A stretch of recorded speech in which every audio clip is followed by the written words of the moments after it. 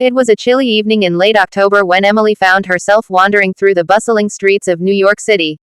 The crisp air carried the faint smell of roasted chestnuts and warm cider from nearby vendors. She clutched her scarf tightly around her neck, her thoughts drifting to the same question that had haunted her for weeks: had she made the right choice moving here? Lost in her musings, Emily accidentally bumped into someone. She looked up to find a pair of kind, hazel eyes staring back at her.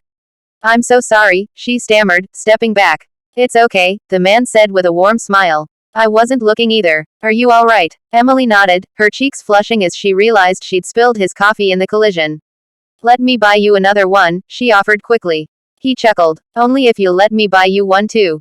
Fair trade. They stepped into the nearest cafe, where the warm glow of Edison bulbs and the hum of quiet conversations created a cozy atmosphere. Over cups of steaming lattes, Emily learned his name was Ryan. He worked as a photographer and had lived in the city his whole life. Hours passed like minutes as they talked about everything from their favorite books to the strangest foods they'd ever tried. Emily found herself laughing more than she had in weeks. There was something about Ryan's easygoing nature that made her forget her worries.